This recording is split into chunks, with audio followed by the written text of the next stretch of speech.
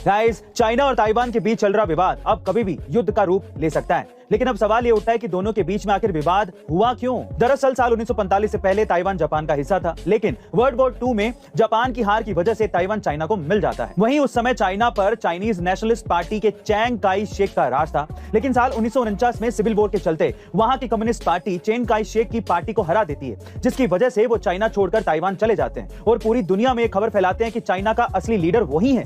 अब दूसरी तरफ कम्युनिस्ट पार्टी जिसने सिविल वॉर जीती थी, उनका ये कहना था कि ताइवान चाइना का ही हिस्सा है और इसीलिए साल 1971 में यूएन ने कम्युनिस्ट पार्टी को ताइवान का ऑफिशियल लीडर बना दिया था। लेकिन तब तक चैंग काई शेक की हारी हुई गवर्नमेंट और वहां के लोग ताइवान को एक अलग ही कंट्री मान चुके थे। बस यही वजह है कि चाइना को ताइवान किसी भी हालात में चाहिए। बहरहाल आगे क्या होगा ये तो वक्त ही बताएगा, लेकिन आपका चाइना की इस ध्रुव प्रवृत्ति के बारे में क्या ख्याल है कमेंट सेक्शन में जरूर लिखिएगा। गाइस, कॉमनवेल्थ गेम्स की शुरुआत हो चुकी है और पहले ही दिन की शुरुआत में भारत के संकेत सरगर ने रजत पदक जीतकर पूरे देश में खुशी की लहर ला दी थी। संकेत का मेडल इसलिए भी खास है क्योंकि संकेत के पिता एक पान की दुकान चलाते हैं और उनकी आर्थिक स्थिति बहुत अच्छी नहीं है।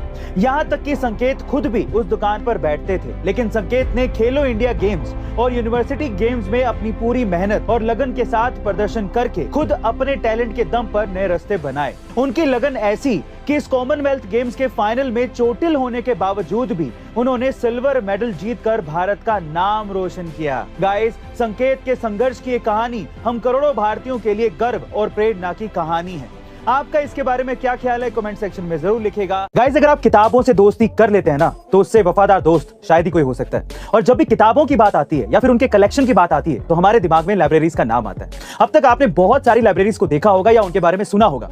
इसमें कुछ प्राइवेट या फिर गवर्नमेंट लाइब्रेरीज हो सकती है, पर आज मैं जिस लाइब्रेरी की बात करने वाला हूँ वो दुनिया की सबसे महंगी लाइब्रेरी है। ये हाईटेक टेक्निक से बनी लाइब्रेरी 2151 करोड़ रुपए की है। इस लाइब्रेरी का नाम है मोहम्मद बिन राशिद लाइब्रेरी, जो यूएई दुबई में है। यहाँ फिजिकल बुक्स के अलावा डिजिटल बुक्स भी हैं, जिसमें 1 मिलियन से अधिक प्रिंट और डिजिटल वॉल्यूम्स हैं।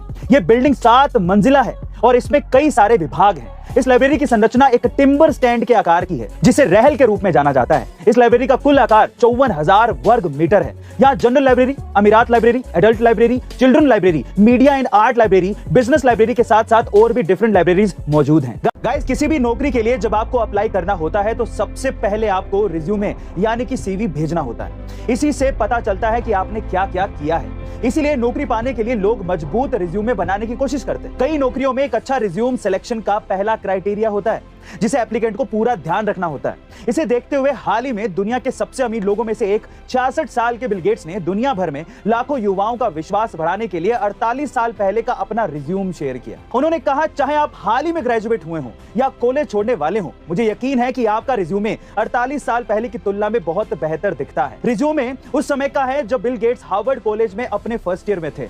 इसे देखते हुए कई यूजर्स ने कहा कि बिल गेट्स का रिज्यूमे एकदम सही है और वो काफी इंस्पायरिंग है। बाकी यूजर्स ने उन्हें धन्यवाद भी दिया। गाइस, क्या आपने वो रिज्यूमे देखा है और आप उसे कितने इंस्पायर हुए हैं कमेंट सेक्शन में जरूर लिखेगा। और ऐसे अमेजिंग वीडियोस के लिए शेयर, सब्सक्राइब एंड लाइक। मिलते हैं अगली वीडियो में।